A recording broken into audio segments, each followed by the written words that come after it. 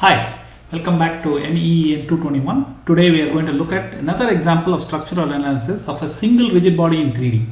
As we mentioned before, there is nothing special about it, just that you have to be a little bit careful about how you set up your calculations, and there is more chance for you to make numerical errors. So let's look at another example where we do this kind of thing. The problem that we are looking at is a crank, something that winds up this big crate. So the weight was 75 kilograms.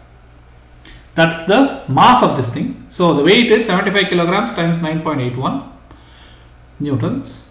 Okay, and what we are required to find is how much force does it require, and there are two bearings, B1 and B2, A and B, and we want to find out the forces on these bearings. From a design perspective, the size of this shaft and the forces on the bearings are critical, because that's what we use to find out what bearing should I buy.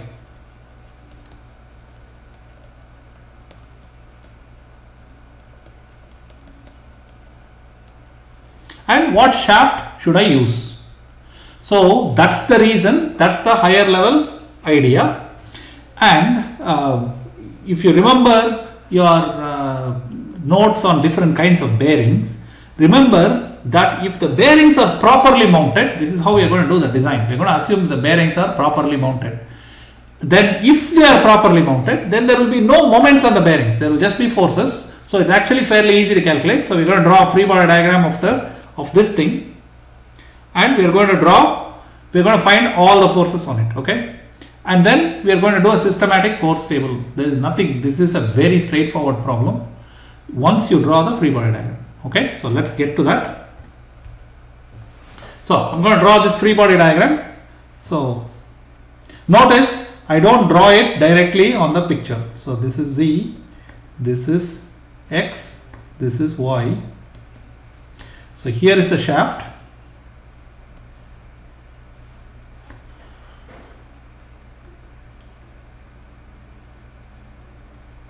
There's the shaft. Okay, at force, there's a force here, that's F. This is point C.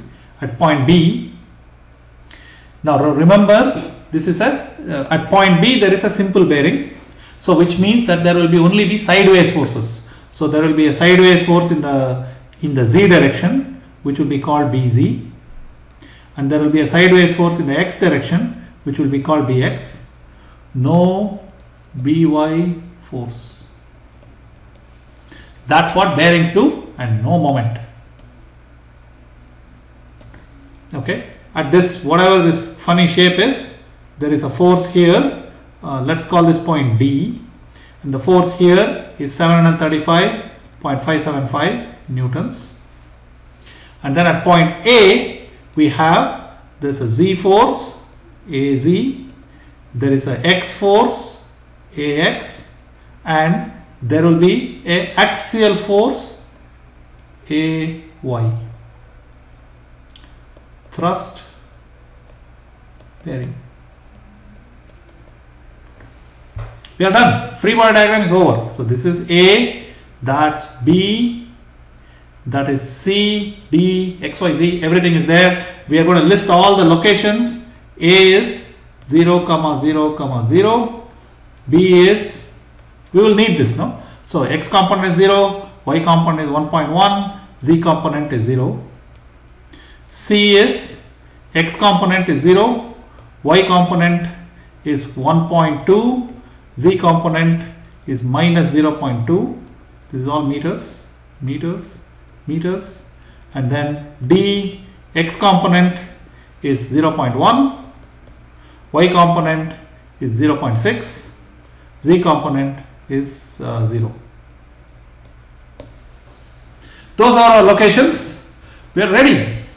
What I want you to do before we continue, please pause, draw this free body diagram, write out all these things, because I want you to follow along with me. Okay, now we are ready to set up the force table. I'm telling you, there's nothing to it. Okay, especially in problems like this where there's not even a trigonometry, there is nothing to it. We are off and running. So let's do this. Okay.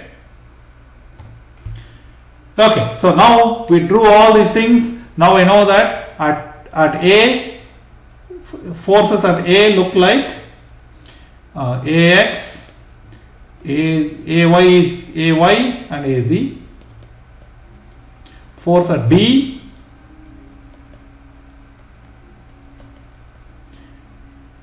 BX, 0, BZ. Force at C, F, 0, 0. Force at D, 0, 0, minus 735.575. Done. And then we already had all these locations. A, 0, 0, 0. B, 0, 1.1, 0. C, 0, 1.2, minus 0.2. And D, 0.1, 0.6, 0. We have converted the entire thing into vectorial form. We are done. Tick. Off we go. We set up the force table. That's what we do next. Here it is. So I'm going to write this down. Point A, 0, 0, 0. I want to make sure that all the numbers are right. So let me make sure of that. So this is AX, AY, AZ, 0, 0, 0. No concentrated moments, there is no problem. B, 0, 1.1, 0. BX, 0, BZ. So you will get 1.1 BZ, 0, minus 1.1 BX. You know, moment in x direction is YFZ minus ZFY. So YFZ minus ZFY, you know what to do, right? And then C, 0, 1.2, minus 0.2, then F, 0, 0. So it will give me 0, minus 0.2 F, 1.2 F. I'm doing this really fast. What I want you to do is do it slowly and look at all these numbers. If you don't do it, you're just watching somebody, you're watching an exercise video. I am getting better. You are not. So please remember, you have to sit and do this. I am just showing you what you should get when you do this, and maybe you don't get this because I have a sign error or you have a sign error. So it's time for you to check and make sure that I am right. So point D, 0.1, 0.6, 0, 0, minus 735.575. Sorry, there you go. See, I made a mistake. I put it in the wrong place. That's a Z force. That's not a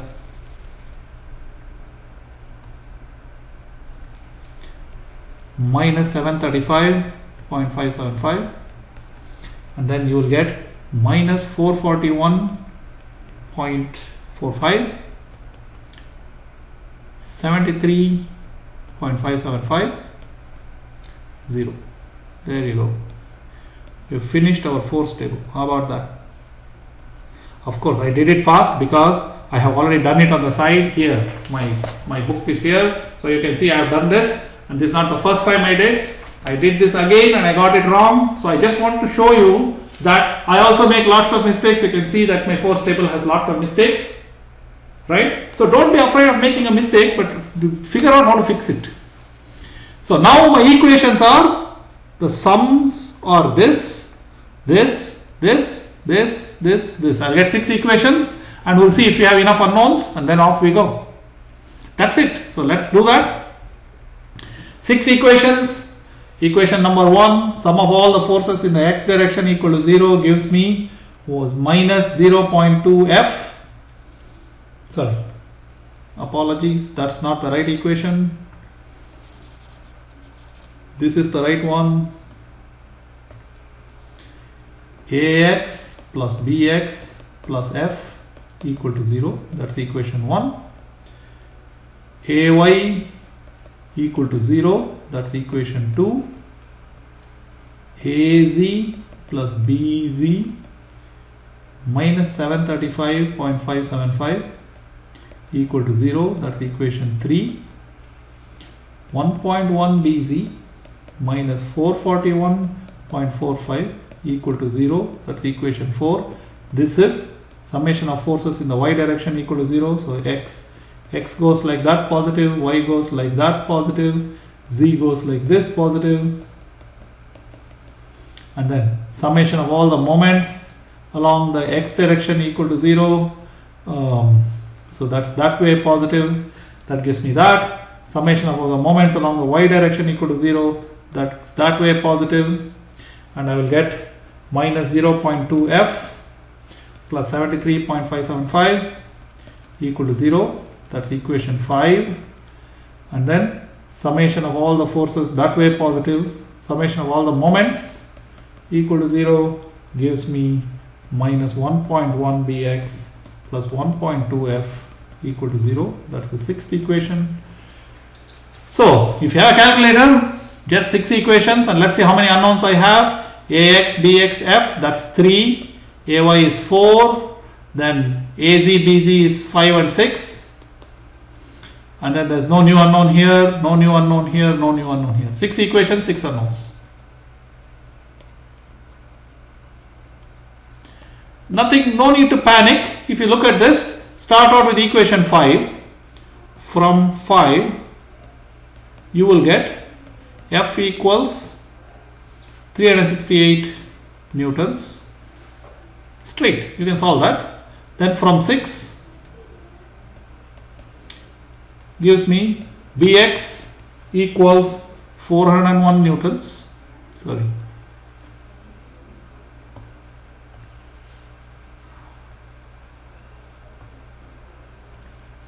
.401 newtons. Then you will get from 4 you will get Bz equals 401 newtons. Then from 3 you will get Az equals minus 769 newtons. That means it's pointing in the negative, it's pointing downwards, not upwards. And then from 1 you will get Ax equal to Bx plus F. So it turns out to be Bx plus minus, sorry, this is Ax, I'm sorry, and then I'll get Az. What is Az? Az is Bz minus 735. So Bz is 401 minus 735. So that's about 334 newtons.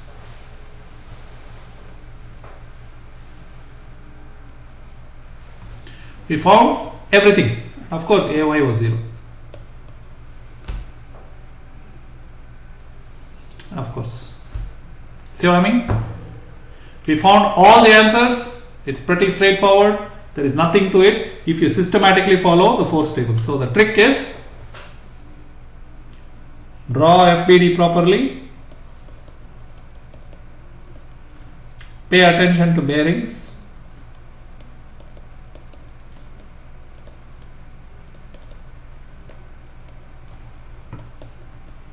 if you do the force table,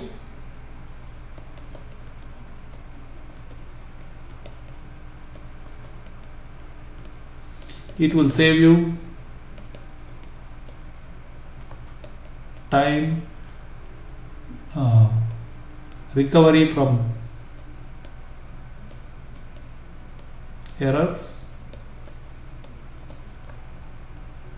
3. To do the force table, so maybe I should put that up here, but to do force table, maybe it's better to list force position vectors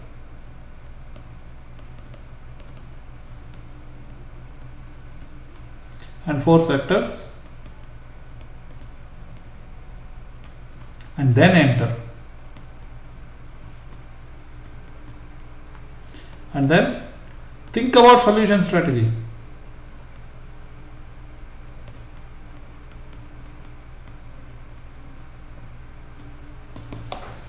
Okay, think about which equation to solve first. Try and do, typically start with moments first.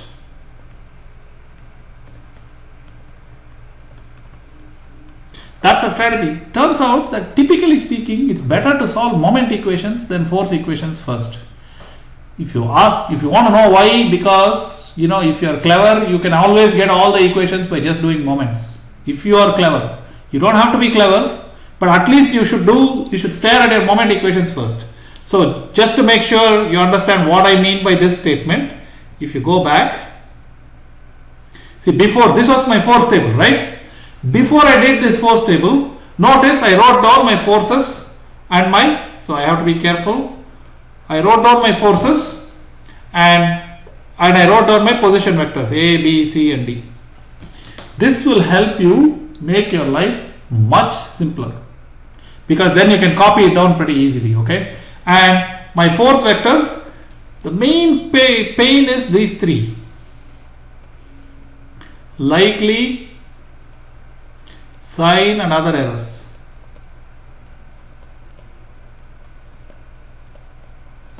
And unfortunately a calculator is no use, because some of them are symbolic.